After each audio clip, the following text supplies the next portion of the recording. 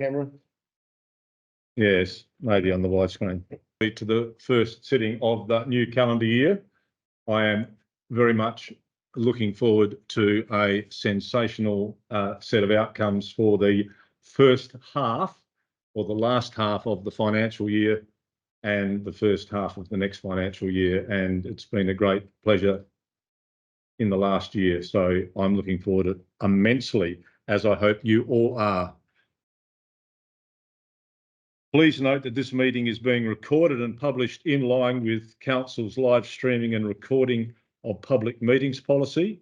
Unfortunately, our live streaming platform is currently down and Council are unable to live stream tonight's Council meeting directly to Facebook. However, a recording should be available to view tomorrow afternoon via Council's YouTube page and website. To those present in the gallery today, by attending a public meeting of Council, you are consenting to your image, voice and comments being recorded and published. Anyone who is invited to speak will be recorded and their voice, image and comments will form part of the live streaming and recording. I commence with the opening prayer. We gather to make decisions for our community. May we use only our best skills and judgments, keeping ourselves impartial and neutral as we consider the merits or pitfalls of each matter that is in place before us, and always act in accordance with what is best for our community and our fellow citizens. Furthermore, in this chamber, we respect our differences and opinions as we work towards a common goal. This may be achieved with robust and fair debate at times, and arriving at the end of the meeting, we will be as one with the decisions which have been made. I remind you to turn your mobile phones to silent and do not interact with them during the course of the meeting. Our community has an expectation of due diligence by our elected members whilst in the chamber. Acknowledgement to country. We acknowledge and respect the traditional owners of the ancestral lands of the Limestone Coast. We acknowledge elders past and present, and we respect the deep feelings of attachment and relationship of Aboriginal peoples to country. Welcome everybody. There are no apologies. There's no leave. We've done that. Public forum. So the declaration of interest. Declaration of any interest by elected members. I understand that Mr. Rayner will excuse himself during item 13.4, which will be brought forward. Thank you, Councillor Rayner. Item 3 is the public forum. Sam Gratz from the Lucindale Recreational Reserve / football, netball. I actually asked Sam to come and attend the meeting to listen to the process that we would be discussing tonight. And he approached me this afternoon and said, could I speak? Could he speak? And I said, of course. So Sam, you have 5 minutes. Welcome.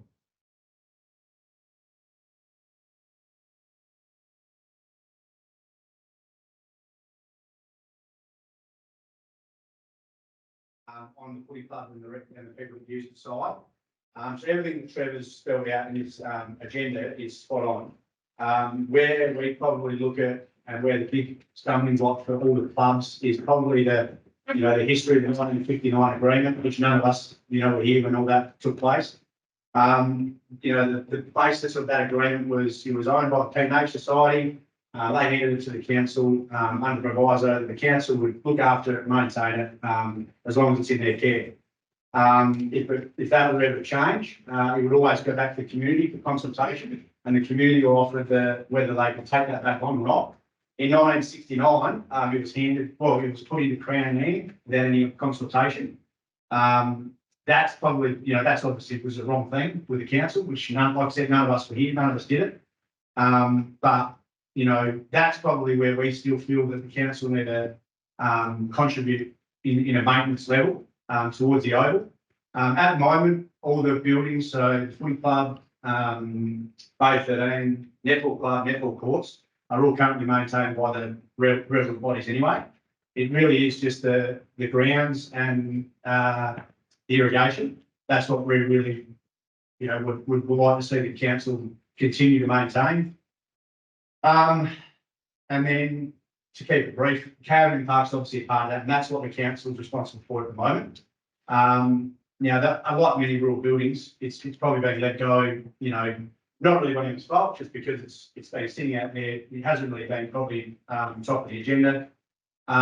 We are happy to sort of talk and take that back on as a footy club. But obviously we want to take on an asset that's up to a standard. So I haven't actually spoken to Trevor or Paul about this, but, we'd be sort of happy to negotiate, happy to talk to the council about, let's say the figure's 50,000 to get it back up to scratch. It might be a contribution of 50% from the council, a quarter from the footy club and a quarter from fundraising or grants. We're certainly more than happy to negotiate something like that. But obviously with that lease agreement, that's the stickler at the moment. It's just the maintenance of the ground. We certainly believe the council's obliged to continue, on the back of some wrongdoings maybe. But there was an agreement back in 1959. It is in place, whether we like it or not, done before our time. But yeah, that's probably a sticking point at the moment. So I just wanted to get that through and talk about the Caravan Park as well. Thank you. Thanks very much, Sam. Item 4, petitions and deputations. We have a deputation this evening from the Lucindale Karting Club, and I know that Yana has something to play. So would you like to play that first, and then I'll introduce David Bull.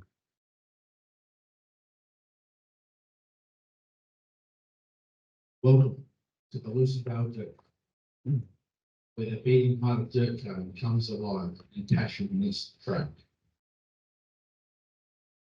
For years, dirt karting has been a sleeping giant. What has drawn people to the sport is the family aspect, the adrenaline rush, and the camaraderie. This year, Lucindale Dirt Kart Club will host the 2024 National Dirt Kart Titles. This event can bring in excess of 400 to 500 racers and their families to the track. This will also mean local businesses will benefit from having so many people around to holiday in their region and towns. This event isn't just about racing, it's about showcasing our sport in our town, welcoming visitors and boosting our local economy. It's a chance to shine a spotlight on Lucindale and all the region has to offer.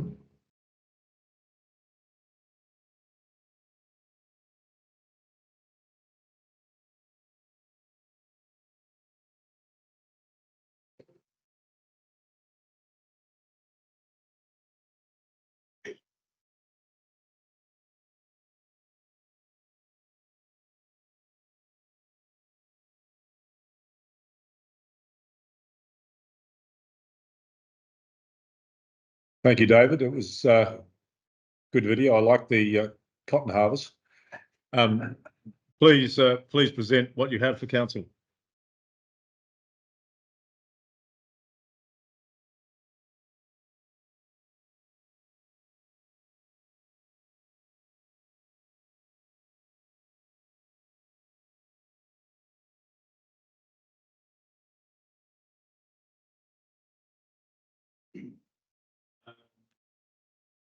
Main idea of the club, or the main aim of the club, is to get mains power on Stevie. Now, we only run currently with an old diesel generator that when the founders set up the club back in the early 80s, they set with help of local businesses, they set up the generator. It's obviously getting 1 year old now. Needs a bit of work, needs some love. Mains power would make it so much easier for our club members and people that help run meetings. Just we obviously race a lot at night, so we've got lights there that need power.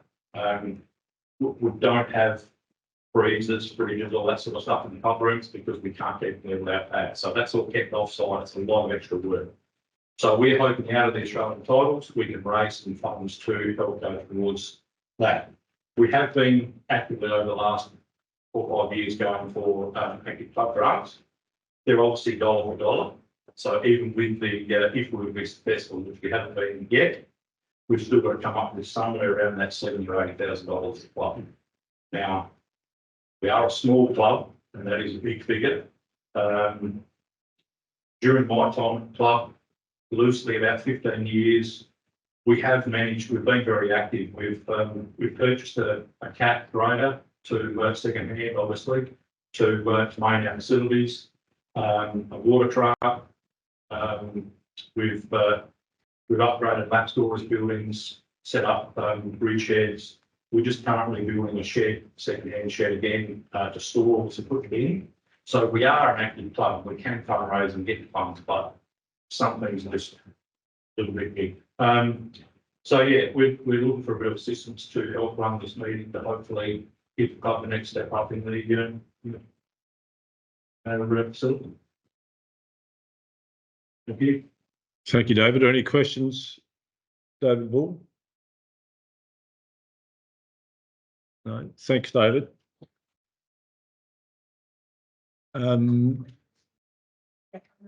Yes. Would you be able to provide a rundown of the numbers that this will bring to the region across? It's my understanding it's not just one race, it's a series. Is that So the title is one race in October. We're envisaging could be somewhere around the 400 or 500 competitors. This is based off of the last title, which was mentioned. They're meant to be biannual. So the last one was 2022, but got rained out. So obviously last year, 2023, in Boytown. They have a touch over 500 competitors. Normally, rule of thumb, you'll get 3 to 4 people with a competitor. So you're loosely looking around about that 2,000 people for the October meeting. Normally, the lead-up events will get a lot of these increased numbers as well, because people want to come and try the track and get a feel for things. We've got 7 events prior to the October meeting. We're looking that we could get around the 200 to 250 people per race meeting. So again, you're loosely around 1,000 per meeting. So very loosely looking between the 7 meetings and the title around that 9,000, potentially 10,000 people. Okay. just a follow-up question, if I may? Do spectators travel to watch these kind of events, or is the numbers really the people who are racing and supporting? Over the years, it has normally just been the competitors and their families. We found from Boytown last year, the spectators are getting more and more. But there's no such thing as a cheap motorsport, but go-karts is about as cheap as it gets. So if you can do it on a budget, there's a lot of families that are buying a car, sharing it between kids, and then building up from there. So it is very inclusive as families, but the spectator side of it is obviously really growing numbers. So yeah, that is getting more. I've had a conversation with David about this. Sponsorship, have you got any sponsors signed on yet? We have, Yeah. obviously this is our merchandise for the event. Yep. We've got a name of sponsor. We've got live streaming sponsors. So this event will be live streamed. And some big screen adaptive track for spectators and obviously competitors as well. We've got sponsorship for that covered. The next step is our race sponsors. So basically, we're looking at somewhere around, I think it was about 75,000 to 80,000 the clubs looking to raise in sponsorship. We're already well and truly over 40,000 one. And we're just starting to now actively look for our race sponsors and policies and sort of the lower level sponsors. So I'm confident we will fill sponsorship. And also we've had a conversation, has that progressed any further with hitting up state government for any co-contributions, seeing as though Mr. Milanauskas is such a motor? I'm in the brick wall at the moment. I'm waiting on phone calls back, but yeah. At the moment, it hasn't lasted. No, all right, thank you. Thank you, Councillor Crosland. Councillor Downwood.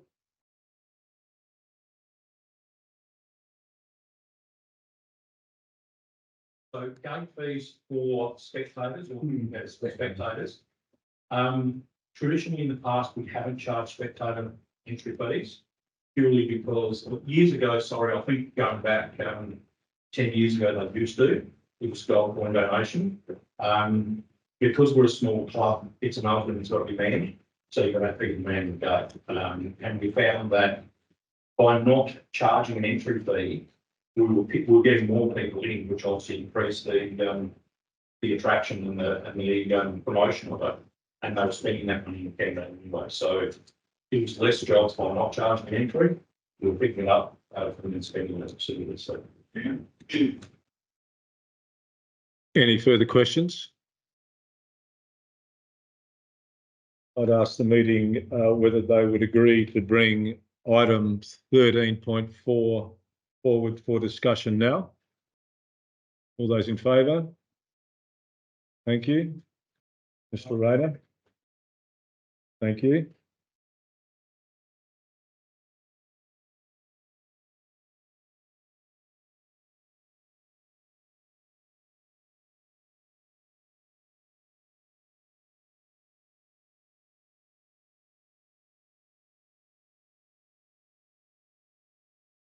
So everyone has had the opportunity to read the document supplied in 13.4 with the covering information, which has been enhanced this evening by Mr. Ball. The floor is open for discussion or direction.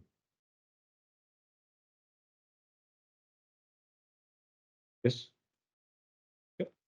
Okay, so ask for leave from the meeting. All those in favour? Carried. Thank you. Open forum. Please direct it through the chair, but Councillor Goodman.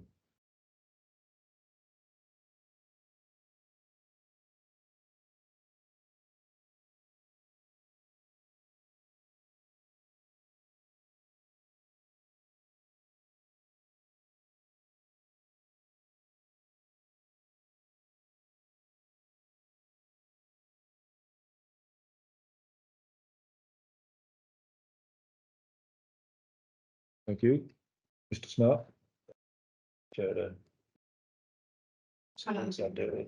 you, Mayor Ross, we had that discussion with Daniel Wilsmore, and he said that it should be fine. There was plenty of notice, plenty of time to organise things, and things up there, they wouldn't be an issue. Excellent. Thank you, Ms. Collins. Councillor Ireland. Yeah, pretty carefully. I'm just curious is that how do you put a monetary figure on this in kind support? $10,000 in kind. I mean, at what stage do we work out whether that's too much, too little, or what is the requirement of the carding? Response to that is it's we class it as in kind. It's still a cost to council, but it's just not the sort of monetary amount. It's not cash amount provided to who's asking for it. So depending on what the event is, what the ask is, we try to put an estimate on what that would cost us. So it'd be a blend of some vegetation clearance, some signage, different things like that. So each event is different, but we try to make an estimate of what our effort may be as to the ask. So in this instance, it's about 10,000. Whether that's the right amount, that's for council to decide. So, for example, many of the time, you know, at street parades, there's a lot of in kind with signage and witches' hats and you know, that sort of. So it's still a cost to council, just pass it in. Councillor Downwood, yep. It's really in mind, like Mr. Ball said about dollar for dollar building a grant. Does that in kind go towards dollar for dollar, or would it require actually to register for the dollar for dollar budget? I mean,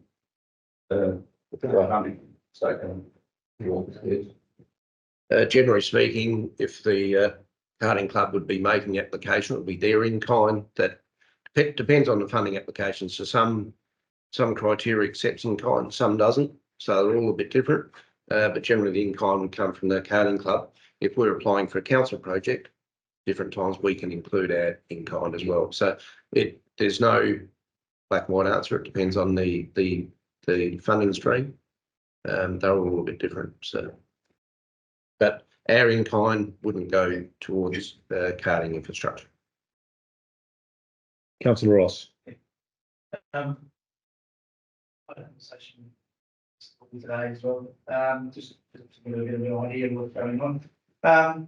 Probably what I probably would like is, probably a little bit more information, some directly to you as well. So, around the event sponsoring. The reason why I say that is that, just to give you a history of what we've as a council have done previously in the previous council. So, a few years ago, we had some veteran cricketers that came around district and did held events here in Narrabri, and they needed $10,000 to guarantee them to come in. So, what council did in the past was provide them a level of support. So yes, we'll back that to allow you to get into here. The proviso was that the organisation that was fundraising for it had to raise the money to cover that cost. And as it turned out, we didn't have, as council, we didn't have to come up with it alone because we funded through the fundraising. So I would probably be leaning towards something similar, is in that allowing, supporting council to provide at least the faith of allowing them to try to get their carding event here. But that level of spend that we would provide would be expected to be a lot less than what that 50,000 is by even trying to get the sponsorship to try to I suppose they're looking for that support to have the company know that at least they can get it. Probably looking to support that on that front. But the proviso is this significant job done behind the scenes to try to raise as much as they possibly can to reduce that exposure. That's all. Because it is a lot of money. We've got other sporting groups around that would love to get that sort of version into the ethos as well. So that's my thoughts. Thanks, Councillor Ross. Any other discussion? We'll move back in. I'll just share. Councillor Turn. Depending on the mood of the chamber, but I feel that the ask of 50,000 is probably a bit excessive. There's a major sponsor in the 20, so I said today, where I stood, the 20,000 would be the max. 5,000 would be the minimum. If you were going to give money, given we just given 5,000 to the tennis and there's a 12,500 for the events, I think, for soccer. So my feeling on this, and I don't have a particular opinion, is that if we were going to give something, it'd be the in-kind plus somewhere between 5 and 20 for that. Does anyone prepare a motion? Councillor Maguire.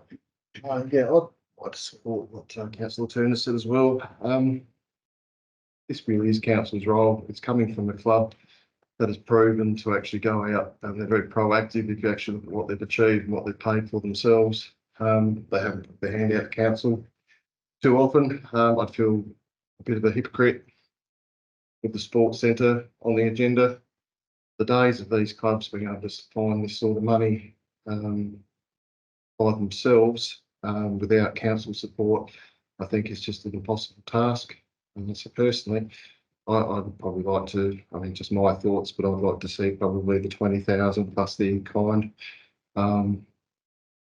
I just can't see anything but positives, and I think council's role, this really does fit into helping these sorts of clubs in our community. So I'm all for it.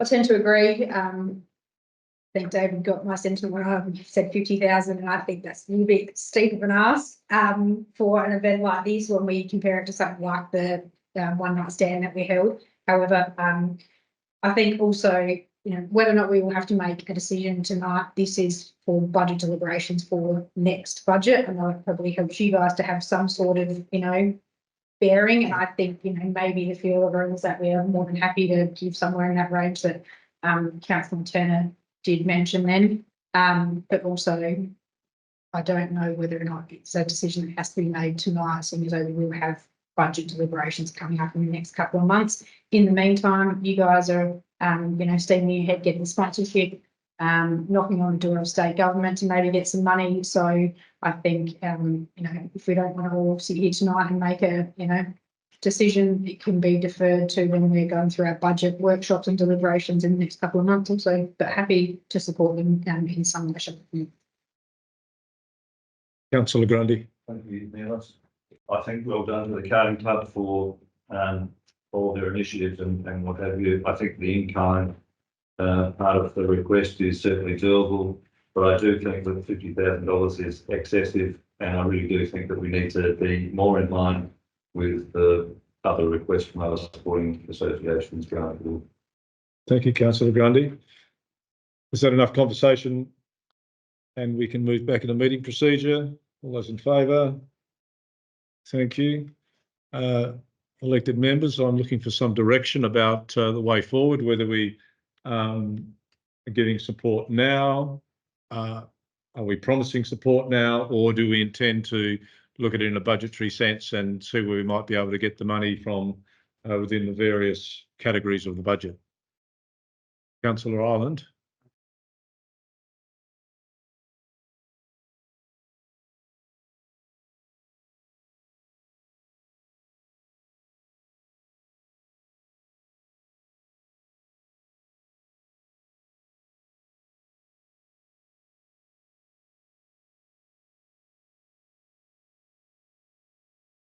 No. In this particular case, the council make decisions about how they're going to spend their money, and they will do it in their time. Thank you. Indeed. Like to move that council supports $10,000 in kind, and will consider any other financial support in the upcoming budget. That's right. Yeah.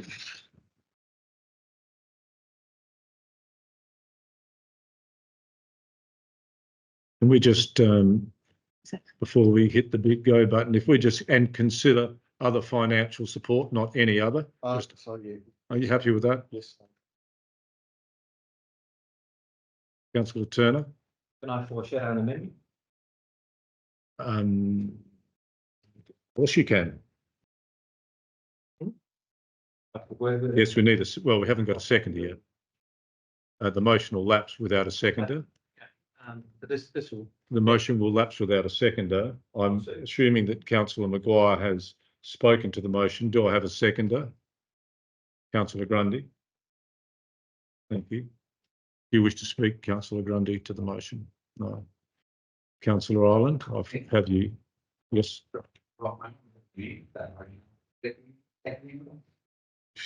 Yes. I'd like to amend the figure of $10,000 be added to that instead of waiting to the future for this decision. So $10,000 in kind and $10,000 as financial support for the event. Councillor Ireland, is that in the current budget or in next year's budget?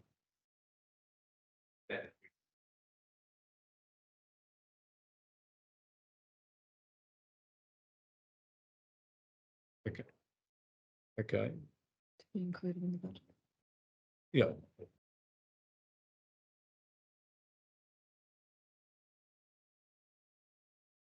I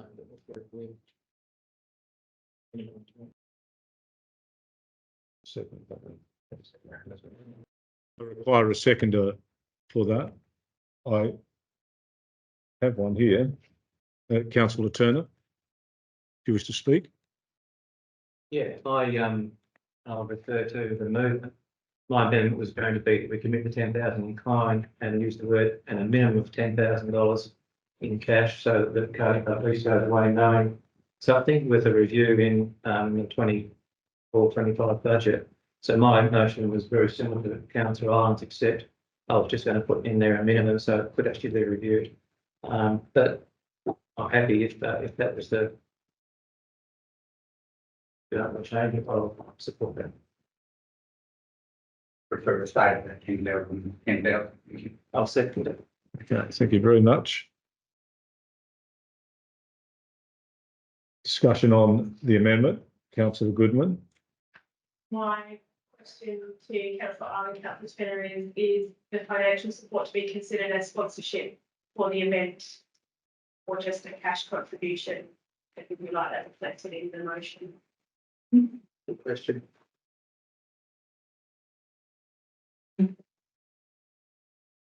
Mayor Rossby, yeah, that's a very good question. And if that could be included, to be sponsorship for the karting event. The $10,000 in financial support for.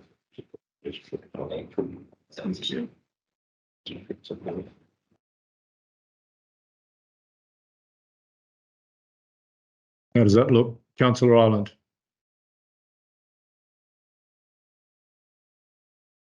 I'm happy to agree. The changes to see. You don't want to have too many amendments rolling around here. Thank you very much.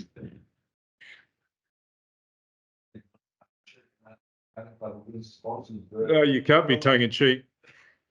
The interesting point is that, you know, the second the amendment actually substantially changes the first. It actually doubles. It doubles the amount that in the first instance. Yeah, I think it's. I don't think I can accept. I don't think I can accept that amendment because it substantially changes the motion. So I will withdraw that. That will be taken away, and we'll go back to the original motion, unless there's an amendment to the original motion. Bearing in mind, you cannot substantially change a motion, otherwise it becomes a motion. You know, you cannot amend a motion substantially, and that was a substantial change. I have a mover and a seconder to the motion that says that the council supports $10,000 in kind and will consider further financial support in the budget deliberation 24/5. Thank you. We just make that little alteration there, Jana, in budget deliberation 24/5. Further discussion on the motion?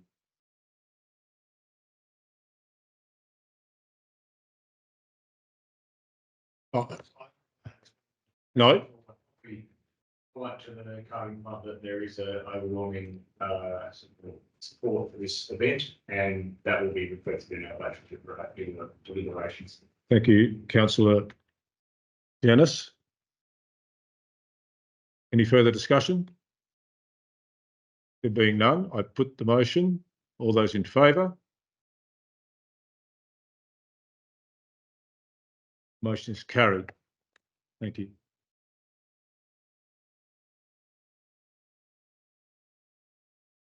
We move back to agenda item 5. Thank you. And we need to get, Beg your pardon? Raina needs to come back in. Councillor. Mr.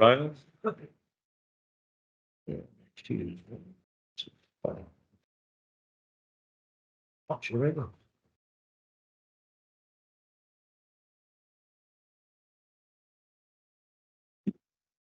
Item 5, confirmation of council minutes. Would someone like to move to that effect? Councillor Downward, councillor Dennis. All those in favour? Carried. Thank you. Matters on the table, there being none. Mayor's report is tabled. I move to that effect. I have a seconder, please. Councillor Grundy. All those in favour? Carried. Thank you. There have been no elected member reports in item 8. Item 9, Chief Executive Officer's report. The floor is yours, Mr. Smart. Thank you, Mr. Mayor. First item on Crown Land, bringing back information from a motion back in September 2023 to provide some information on our Crown Land holdings. So instead of providing information on 126 parcels, I've taken the liberty of providing a summary to give you an outline of the general use of those parcels, and a bit of commentary that if council is looking to acquire Crown Land, past history and experience generally means that council have to pay market value for that land. And sometimes a complication, if we want to buy it, we have to have the land free of any asset, which doesn't actually make sense, but that's a state government requirement rather than as, and one that can perhaps be challenged as we move forward, depending on the council direction. So there's a whole range of other matters that have to be considered if we wish to pursue ownership or changes in some of those Crown land parcels, including native title, which you're aware of. I'll suggest state probably won't deal in any transfer of land if native title is still in question. Where it's extinguished, they may consider that. Also, whether the land is dedicated for a specific purpose. So similar to our local government community land classification, Crown land is there to protect as much as state and council can, protect the public's right to use that land. So that's probably what drives a lot of the rules and regulations around Crown land. So additionally, if we wish to change the ownership and or use of Crown land, all those parcels are subject to community land classification, so that may have to be revoked, which is done through application to the minister. So in putting that, I'd ask council how it wants to progress with this. My suggestions are that if some parcels wouldn't probably change, whether we owned it or not, the use of, so some of your stone reserves, your water reserves, property that is operated by council. My suggestion is we undertake a briefing session with council that can actually work through and identify any parcels that you wish to do some more assessment investigation on, and then move forward from there. But happy to take questions, thoughts, comments. Thank you, Mr. Smart. Any questions around the Crown land? Councillor Grundy. I think I agree with the sentiment of the report, essentially subject to Councillor Ireland's input, which I may not know something that he knows, but essentially I don't think we should be going about looking to pay commercial rates for land that, for all intents and purposes, we probably have the use of anyway. That's my position.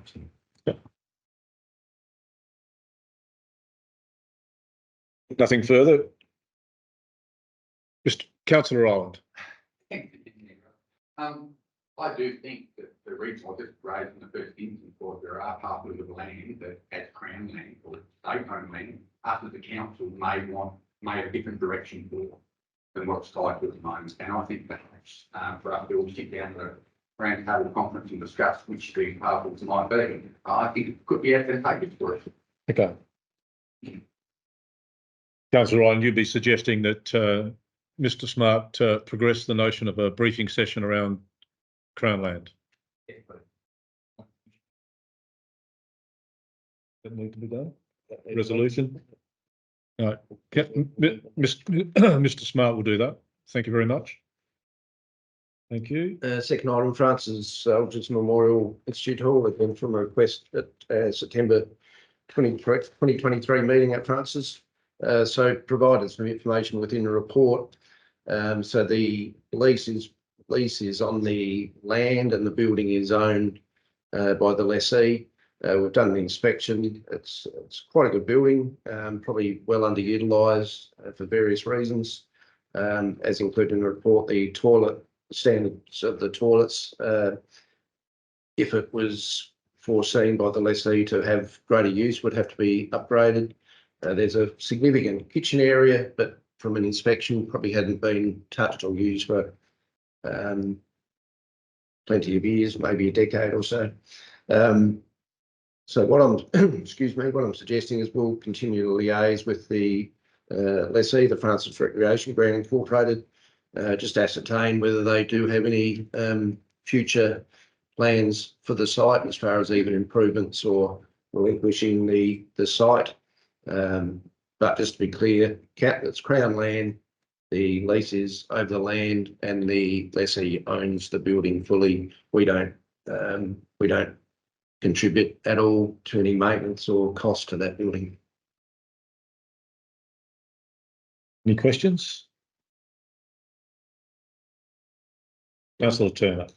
Yeah, and also to the CEO, was this not started because the Francis community said there was maybe some interest from the private sector to purchase that, and if the council sold the asset, could that funds go towards upgrading toilets in the sporting centre, which would become town lots. I thought that was, I captured at that meeting we had in Francis. Is that a true or an accurate recollection?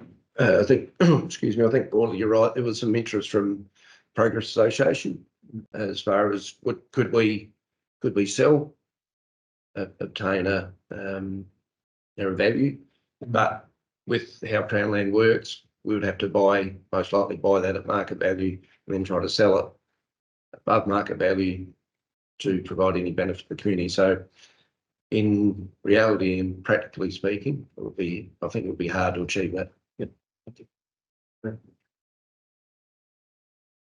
Councillor Ireland. Yeah, when communicating with the Progress Association, they seem to infer that it wasn't being used at all before this point in time. What suited for use today, I believe. And yeah, I think the problem is they're faced with the maintenance perspective of the building and they're into the land. So I think the more the council can communicate with them and try and work out the direction. Excellent. Thank you, Councillor Ireland. We also need to be careful that the Progress Association are not the lessee, so it's the recreation ground. So our dealing won't be with the Progress Association, it'll be with the lessees. So yeah, so that's where we go to who owns a building. Thank you, Mr. Smart. Councillor Goodman.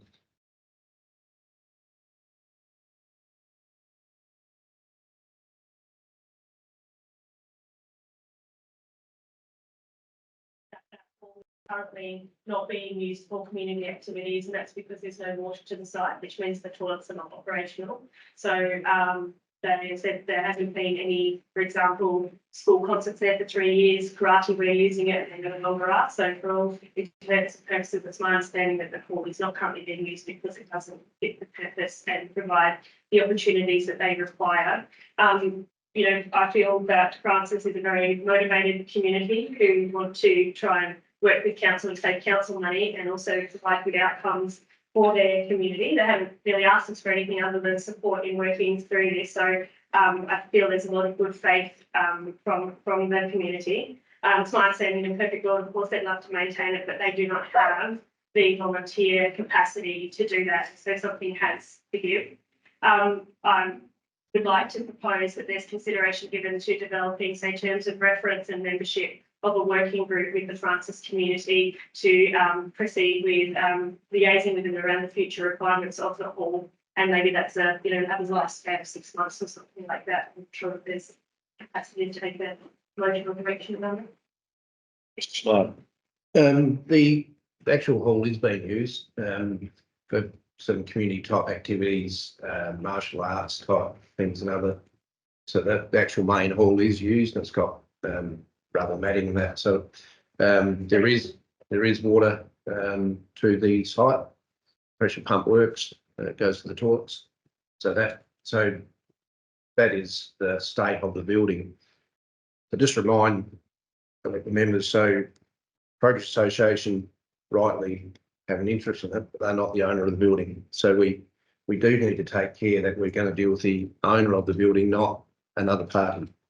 I'd also, in my opinion, a working group we're currently working through the Francis Master Plan, which I thought should deal with various issues if the community has those aspirations, but open to ongoing suggestions. But from a fit for purpose, not sure if there is a defined fit for purpose. That still comes down to the building owner, what they foresee as the use of the building. So if they consider they're happy with that or not, it could be fit for purpose, or if they want to see other events, then you could perhaps suggest or something. So it's not a black and white answer whether it's fit for purpose or not. Councillor Goodman. To work through the Francis Master Plan process and see what that ends. Well, thank you very much. For Councillor Goodman's sentiments. This seems to be a festering sore, and if it can be wrapped up somehow or other by dealing with it in the Francis Master Plan one way or the other, that would be the best outcome, particularly if the Francis community understand that there's no commercial gain to be had. You know, that might be quite a different, leave it in quite a different position. Very good. So the direction is to make sure that ensure this is within the master plan process. Thank you very much. And you have some more. Yes, continuing local government participation and election review, excuse me. I initially provided a early draft of a proposed submission to the LGA and the state government. Had some feedback from Councillor Grundy, Councillor Turner and the Mayor. So I've provided an updated draft within the agenda. Won't go through the 40 odd or 50 pages of that at the meeting, but happy to take questions, comments. I think I've summarised. I think the feelings of the three that I got feedback about voter rights, whole range of things, whether we should have mandatory voting or not. My take on the LGA. So there's two angles. The LGA asking is for comment. They'll collate 68 councils' comments and provide that to the state. I'm suggesting we provide our comments direct to the state, so then that our comments not diluted. But I think the intent of the LGA is they want to see a higher voter turnout. So as within my report, regional councils, roughly about 51, 52%, which is, I think, is a pretty good turnout when it's voluntary voting. Metropolitan councils would love to have something close to that. So I think the LGA/state government could actually try to assess why our regions more interested in voting, are they close to their communities, etc., rather than fixation on we have to have 100% voter turnout. So there also seems to be a theme in there that there needs to be a whole set of different rules for local government candidates as opposed to state and federal. I don't know why that would be, but that seems to be their wish, and I can't understand why they push for that. I think it would help voter understanding of all three elections if we're more similar, without having the confusion of different rules, particularly for local government as opposed to state and federal. Happy to take questions. Councillor Maguire. I'm happy to move a motion if I may. And correct me if this is wrong wording, but I did not put a submission in, but I'm happy with everything that's there, Mayor. That the submission be endorsed and forwarded to the LGA and the state government. State government and LGA? I suppose, yeah. Yep. Thank you, Mr. Maguire. Councillor Maguire, I apologise. Sorry, Mr. Did they sack me? They might. That'll be enough, yeah. Now, is there a second? Councillor Grundy. Is there Councillor Grundy? I think Mr. Smart captured the sentiment very well and reflected our comments very well. And it's just interesting that EXA, are interested in equal outcomes rather than equal opportunities, which is probably a reflection of their philosophical position. Thank you, Councillor Grundy. Any further discussion? Being none, I commend Mr. Smart on his work. It was a good document and it allowed for some debate amongst those people who were willing to have a discussion with Mr. Smart on it. All those in favour? Carried, thank you. And a note to the Mayor, I thought I was being quite direct, but he encouraged me to be a little bit more direct. Well done. Lucindale Recreational Reserve, lease arrangements. Thank you. As per information I've included in my report, not expecting any decision out of the meeting tonight. I think Sam highlighted some good points. There has been some history over the land tenure ownership transfer going right back from, I think, the 1920s. So it took a bit of research to go back to that. And I think that has caused some confusion with the Lucindale community. Hopefully that's sorted through. So regardless of what else we put in the lease, that's the intention of both Lucindale stakeholders and council to include all that historical information within the background of the lease. So people, 21 years or something, don't have to go searching for that information again. So I guess the question for council tonight to maybe assist my discussion with the various Lucindale sporting clubs is how do we want to approach leases across the whole council area? Do we want an equitable approach or not? Our policy already dictates that there are other arrangements, particularly with Lucendale. Also states that they are historical. The council's not bound to those arrangements, but it can continue to support. So there's no right or wrong answer here. It's what council's intent, I guess, to assist me to go and discuss draft leases, which would be brought back to council for consideration. So I don't have the power to sign on a dotted line with any agreed approach. That has to come back through council, which will also, once we get to the final draft stage, that also requires public consultation because of our community land requirements, given that we haven't had a lease in the school. So happy to take comments, thoughts, observations. Mr. Smart, there was a willingness between those who are involved with the negotiation. Would it be possible to have some finalisation in this regard by the end of the financial year? Anything's possible. But yeah, so look, I think we're actually pretty close. We had a bit of a hold up with just working out through the tenure of the land, so that probably held us all up for about 4 months, I think, roughly that. So now that we're into the new year, we can sit down with all the groups. They've done work themselves on their preferences. Initially, it was going to be one lease for the whole area. Probably looks like there'll be 2 or 3, and then also the caravan park consider, which I think we'll probably consider separately. So, but yeah, we can definitely aim for in the financial year. Thank you. Councillor Turner. I think I just asked if I captured it correctly that the Lucendale Group would be willing to sign a lease if the assets were brought up to a certain specification and shared cost basis. There's more than one thing happening. That's at the caravan park, I think. Was- That's around the caravan park Right. not- and not the the- amenity. Correct. Sorry, that's why I just wanted to. be Yeah. sure. So in fact, what would, sorry, Mr. Smart, you can, I didn't think I heard. I'll get you in a minute. Yeah, so my understanding that, and myself and Mr. Crosty and Sam have had a look at the caravan park and the standards and what could be done. We've got some cost estimates on that. So that's something that be taken back to Lucendale, but also put in front of council to consider what that may mean. Yeah, so my focus would be on the lease of the sporting and show facilities, and then we'd also move into the caravan park. I think that's probably less of a priority than the other leases. Thank you. Councillor Maguire. To the caravan park, I think that's a wonderful idea. And if the communication could keep working through that and it works, I think that's wonderful. This is something I've spoken out in previous councils about. So I do know a little bit of the history. I'd like to see Lucendale operate on the same terms and conditions as the other football and netball clubs in the community.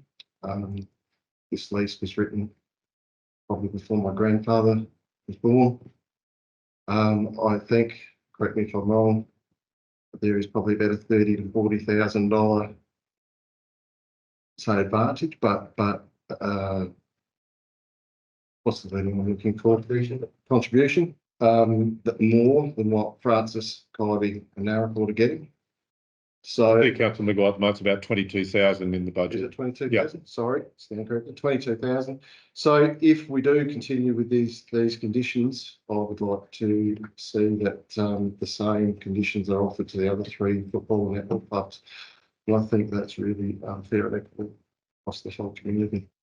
Thank you, Councillor Maguire. Councillor Goodman.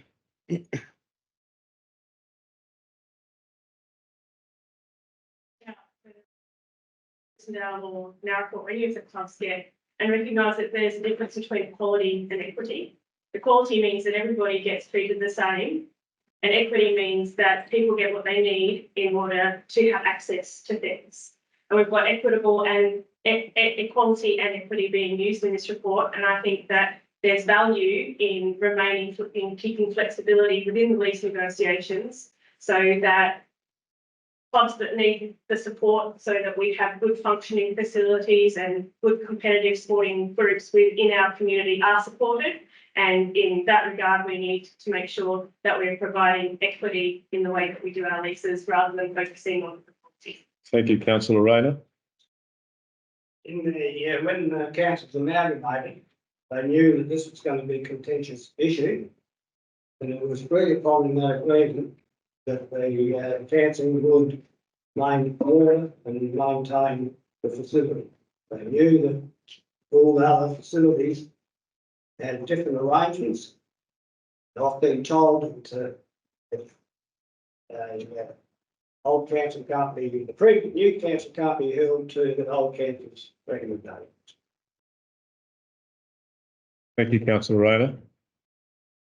Councillor Grundy. Thank you, Mayor Ross. Can I separate these issues a little bit? I think the concept of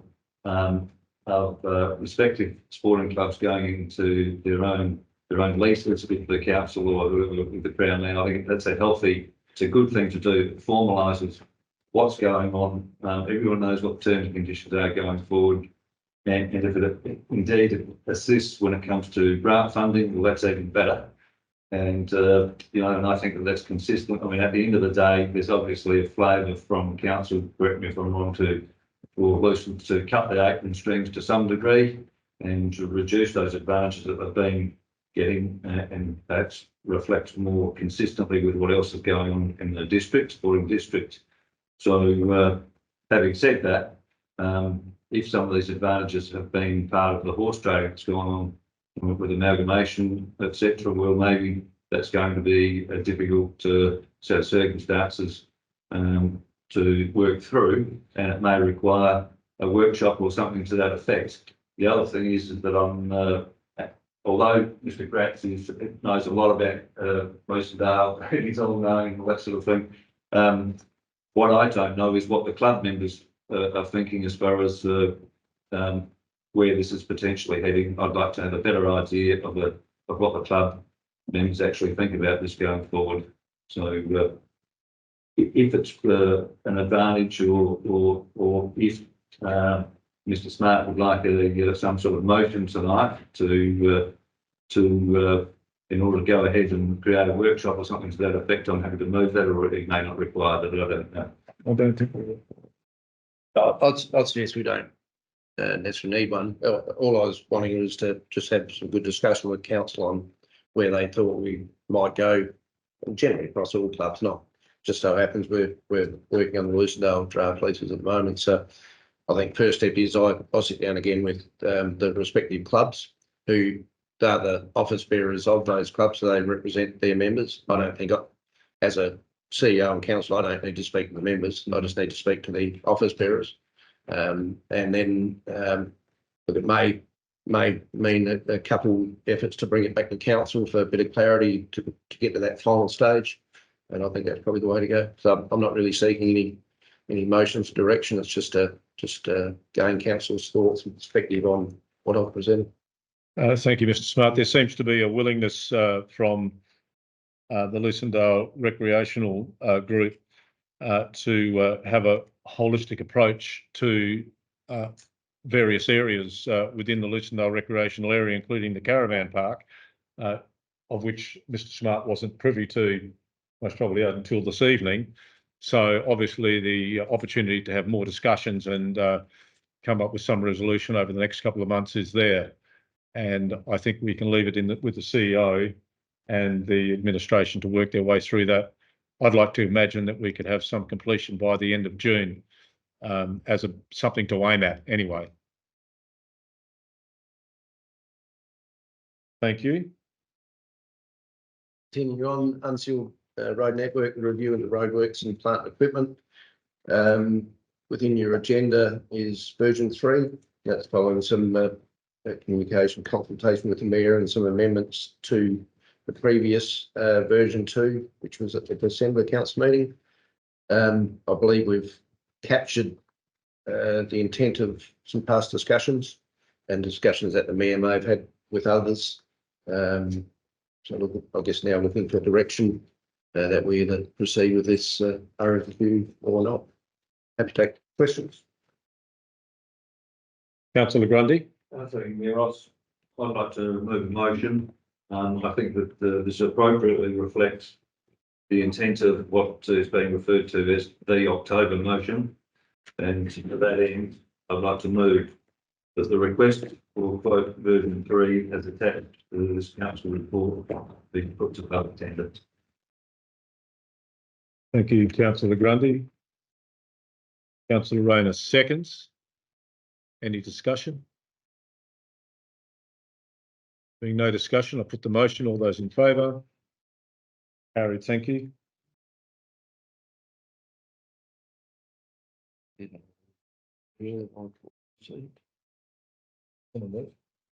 Did someone, thank you, Councillor Crosling, Councillor Ross, that the Chief Executive Officer's report be received. All those in favour? Thank you very much.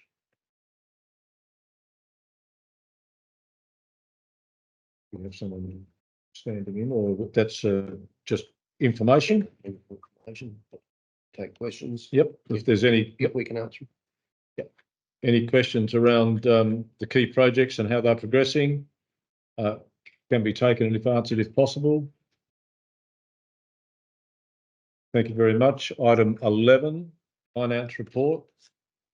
Ms Edmonds, have you got anything to add to the report?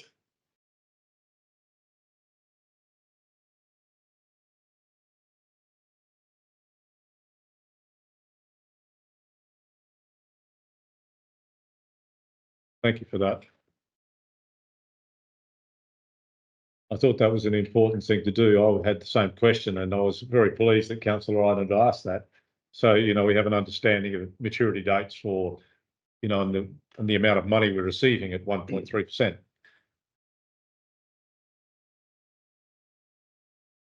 Any questions of Ms Edmonds? No. The budget process, would you like to walk us through that?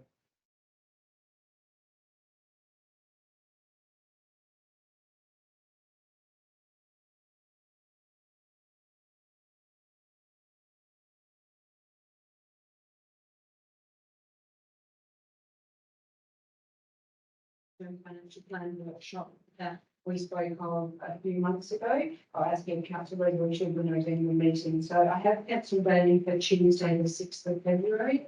So I guess if anybody finds that date a challenge and really wants to attend, I'm happy to look at on the alternative date if you feel it's important that you come on to it.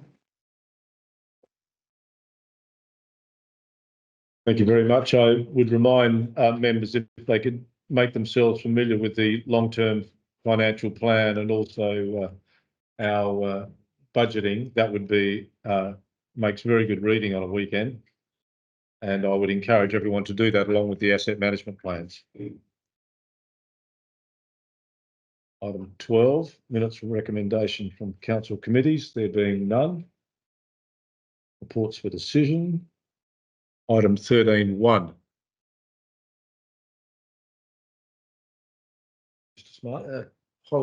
So just undertaking a policy review on our enforcement policy, just relatively, I guess, minor updates as written. Happy to take questions, but otherwise looking for endorsement or not of that new draft policy. Thank you. Could someone, Councillor Dennis. Thank you, Councillor Dennis. Councillor Ross, seconds. Any discussion on the item? There being none, I put the motion. All those in favour? Carried, thank you.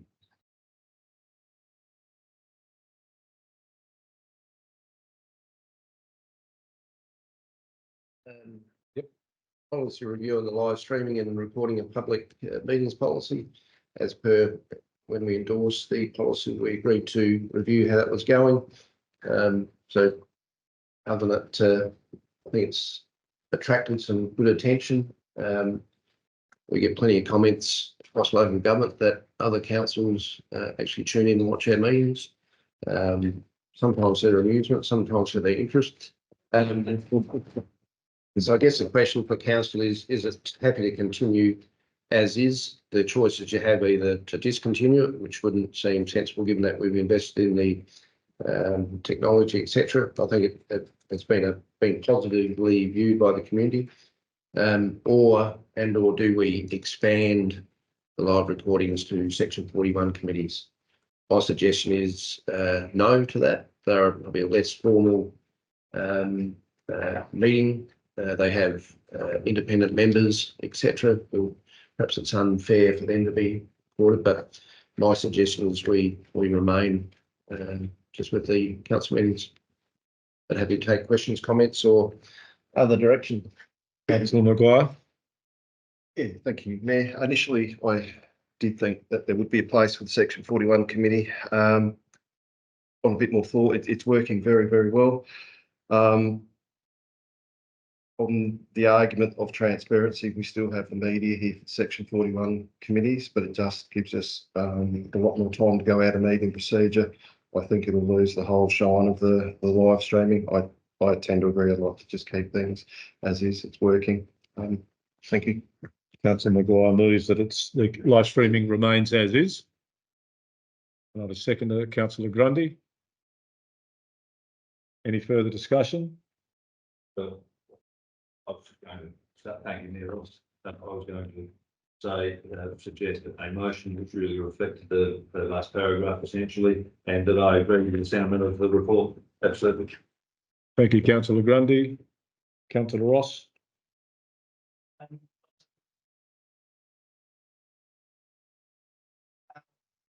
But I do want to see some, I understand that Section 41, obviously we have outside people that come in, that are unlit members who are on there. So, yeah, we're going to try and encourage all that discussion that occurs. But what I do have concern is, and I'd like this to be potentially revisited going forward, is with the potential for SAP meeting, where it's all the council. Reason why I'm saying is because we've had a few decisions that have been fully endorsed in the SAP committee in this last 12 months. And then thinking that it was going to be, we will do, we'll continue to support it in full council meeting, and we've had a complete backflip. So with that transition from when we've had the SAP committee to when we've had the full council meeting. And it appears to me that sometimes there is things, meetings outside of the meeting. So in view of transparency, I would, foreshadow that if there's going to be some, anything like that continuing, I'd like to see the 41 brought into the mainstream of the second. It's not moving in it now, but I'm just saying we're going to see some changes. Thank you. In the way that things are conducted. I'll be requesting for you. Thank you, Councillor Ross, and for your comments. Any further comment around the motion? I put the motion. All those in favour? Carried. Thank you. Was that Grundy who seconded that? Hmm? Grundy. So Councillor Grundy, Councillor Grundy seconded as well. 13-3.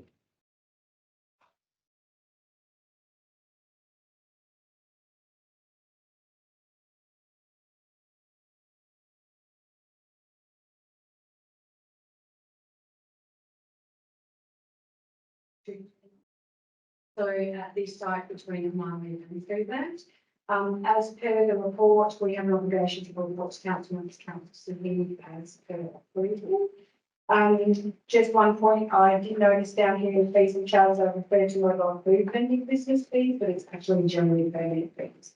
So we would be looking at charging a fee per event with this applicant. Thank you, Mr. Evans. Councillor Grundy. Is this pop-up shop permissible anyway? This is purely procedural. In other words, by way of council policy, it's allowable anyway. Or we just doing this as a procedural matter? My understanding is that it does have to go through council as part of the approval process. So we haven't got delegated authority to approve. Fair enough. Okay.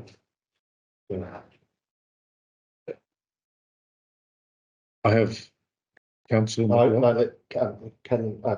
Councillor Grundy? Thank you. But previously, the previous council, a similar thing came up and I asked the question and really the nature of my question was, given our bricks and mortar, property owners are competing in the strip, for the same market, how do they feel about it?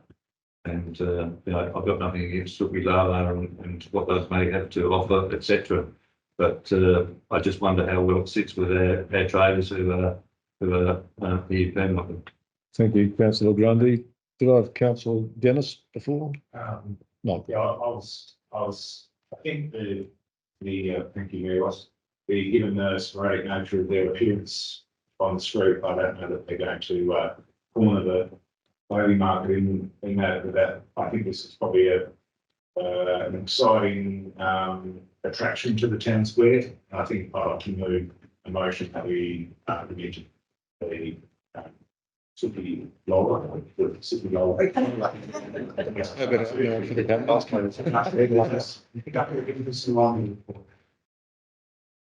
Thank you. I have councillor Crosland. No, I was just going to point out that we have committed these in the past. We've obviously had wild and native flowers, every, same thing, once in a blue moon set up there, flower shop, down Main Street. To my knowledge, not either, we have 2 flower shops and neither have complained. So I think for the, one day bi-monthly setup, got a very good friend who owns a clothes shop here in town, and not once have they ever complained about pop-up shops. They do, they are, accessible online and things like that. So I think, we've done it obviously previously, and they said the flower shop, and we do have flower shops in the Main Street, and there's never been a complaint made. So I think this is just a procedural thing. That motion's been moved by councillor Dennis. Question on And I have a seconder in councillor Maguire. Thank you, councillor Maguire. Councillor Turner. Not in the motion. Which rate are we charging? $30 bi-monthly or $1,400 a year, or $120 a month? Yeah, sure. What usually happens after the sport application's been approved, I'll have a discussion with them. In this instance, we will be looking probably at that one-stop fee, and that is reviewed every financial year, our fees and charges as well. So as far as that goes, I think we will be looking at that one-stop fee. Can I also just say too, of the permits or the applications that I've seen since I've been in the council, I don't think there are any that have gone through the approval process that have actually sort of adhered to their request. So it seems quite a sporadic thing when they're setting up, often saying like the King Seafood or hats. So yeah, yes. So I understand the concerns, Councillor Grundy, and not taking away from those that are committing to the sites within the township. One finds it hard to predict whether they would sort of use the schedule that down from the body of the streets. As far as Councillor Crosland said, at least relatively.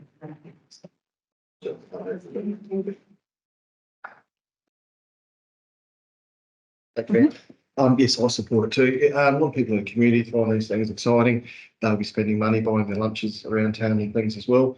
Cut me off if this is getting sidetracked a little bit, but I can bring it up in questions without notice, Mayor. I would love to see this even go further with the amount of pop-up shops we actually have got even that are locally owned, mostly food vendors and things, that we could actually offer a once a month peppercorn $1 permit once a month in Market Square, try to get 5 or 6 of them down there on a Friday night, beautiful 30 degrees, and actually turn it into a mini Mindle market, something council could work towards. The more people that are more vans that are there, it will attract more people. It'll actually become quite a good event. Just thoughts. Thank you, councillor Maguire. You should be talking with our community engagement personnel. Mini Mendel market, I'm onto it. No Crocs allowed. Any further discussion? We've sort of made up councillor Maguire, we've made up the motion. Does that look okay? All those in favour? Carried, thank you. 13.4 has been dealt with.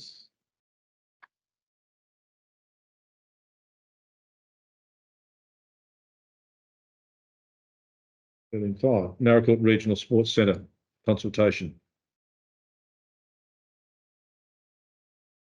It's been a lot. It's been a lot, and thank you, Ms. Collins, for your diligence in supplying all of that data. It's a lot to get through and to understand, and it's all there, including all of the commentary in the background.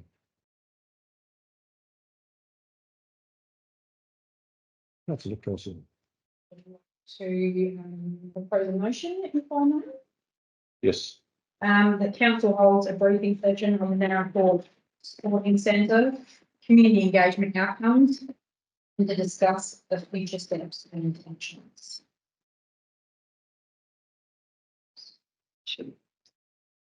What was the last of that, sorry? And discuss future steps and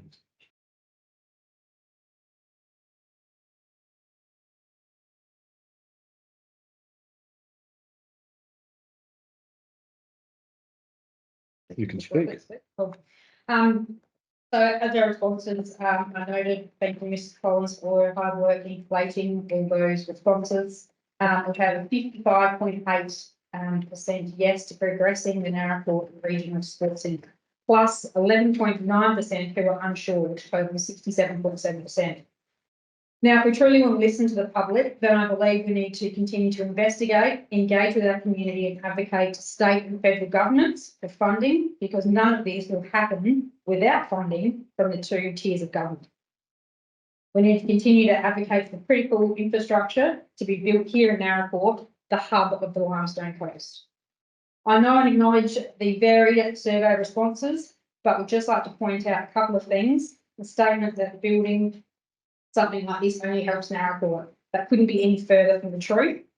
What building a regional sporting / community space does is attracts families, it attracts young professionals, allied health professionals, those that fill vacancies in our health clinics here and in Lucendale, or at the hospital, or at the retail shops, or fill those teaching positions.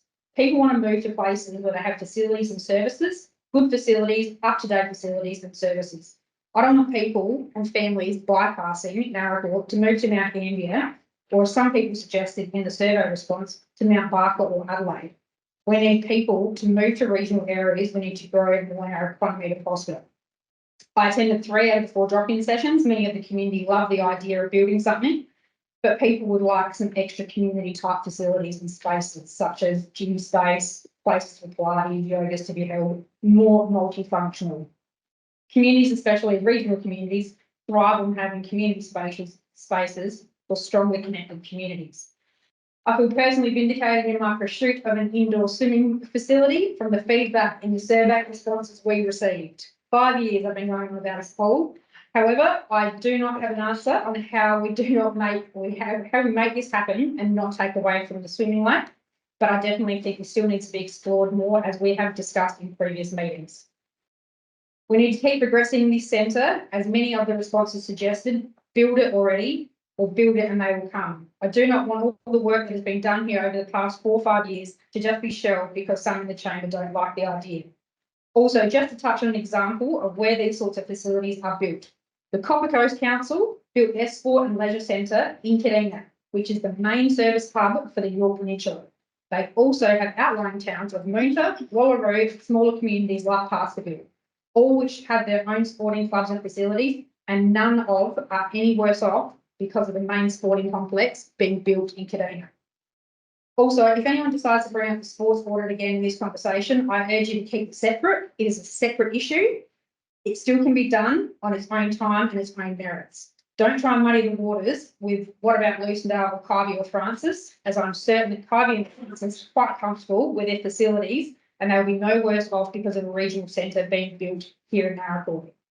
So I hope this motion gets the support, as we had 55.8% said yes to continuing the progress of the Naracoorte Regional Sporting Centre proposal.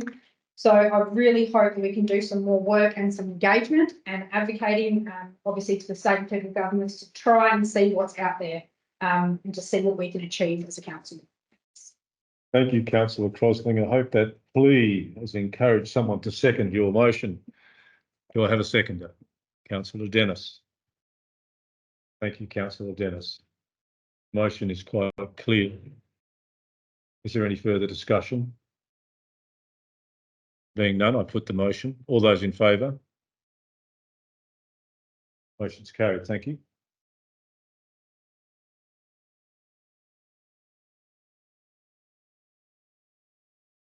Reports and reports of information. Mr. Willsmore not here.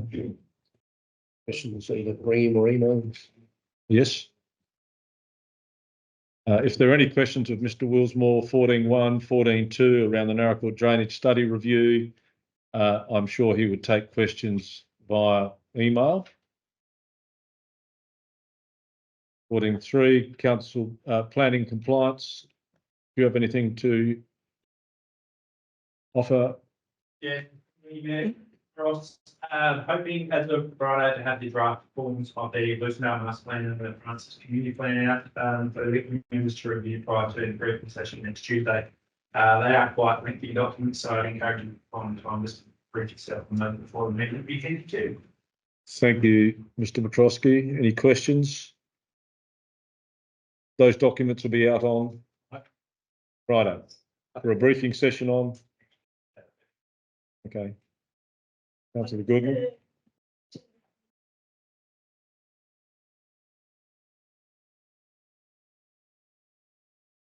Actually fencing areas for grazing.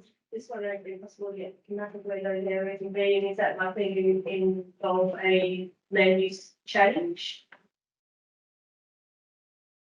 As thank you, Councillor Goodman, as per previous utilisation of that space, we used to grade particularly the fine plantation areas to keep the fuel loads down. As of late, probably 4 to 5 years since we've done some any form of grazing there, some of the fencing needs some significant upgrades to ensure that they're not on the golf course greens, because the golf course players get rather upset when there's sheep trespassing on their place. Thank you. I'm happy to try on that. Or, yeah. Thank you. Thank you, Mr. McCroskey.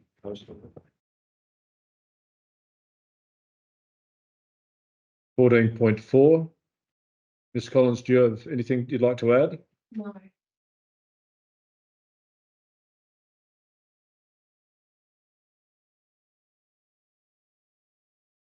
Narracoorte breakfast and ceremony, first thing in the morning, briefing at 7 o'clock, followed by the ceremony at 8.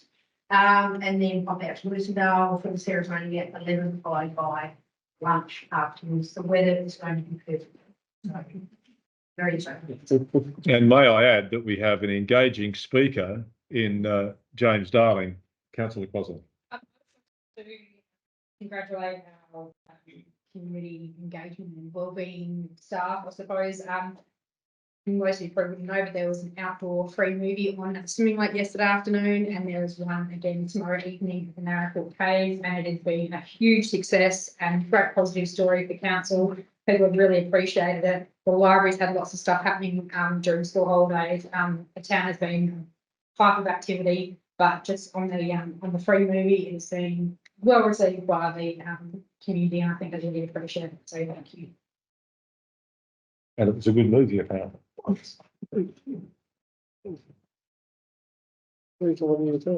Item 15. There are none. 16, questions with notice. 17, motions with notice. 17.1, Councillor Ireland. You have a motion, Councillor Ireland.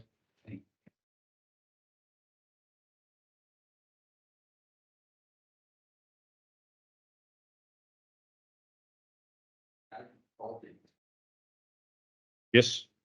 First of all, the review is actually due back in June 2021, so it's 2.5 years overdue since we looked at it. Let's make mention of the Narracoorte Herald, only one of our newspapers, and the strategic plan number 5, we've reviewed that strategic plan. So I think we do need to have a look at it, and look, it is a great chance to review the way in which council consults with the public. Thank you, Councillor Ireland. Mr. Smart, would you have anything to add to that information? Yeah. Thank you. Sure. One. Thank you. Thanks, Councillor, and some good discussion with the council on yesterday morning on it. So it is overdue, so it's needs reviewing. Added to that, and it's probably a timing issue, as you would have noticed in the local government elections review. they asked us for feedback on the community engagement charter. So the state government, as part of the local government reform process, will put in place a community engagement charter, which will apply to all councils. From that charter, once it's endorsed, and I don't know whether it's going to be 1 or 2 months or 6 or 9 months. We don't know. That's the state. State has that power to put it in, but the draft is out there, so I'm suggesting it probably is not too far down the track. What happens from that under legislation is we then have to endorse a policy that meets the guidelines of that charter. So we'll review this. It's not a difficult review, but just foreshadowing there may be a subsequent review shortly thereafter. But I don't know the timing because state will put that in when they choose to. I'm happy to second that there. Thank you, Standard very well. councillor Maguire. Any further discussion? There being none, I put the motion. All those in favour? Carried. Thank you very much. There being no questions without notice, there being no motions without notice, there are matters on item 20. Might be questions without notice. No, questions without notice will come to me prior to the meeting. Oh. Good try. Item 20, there are matters that the CEO recommends to be considered in confidence, and therefore I shall close the public sector of this meeting. Thank you very much for your attendance.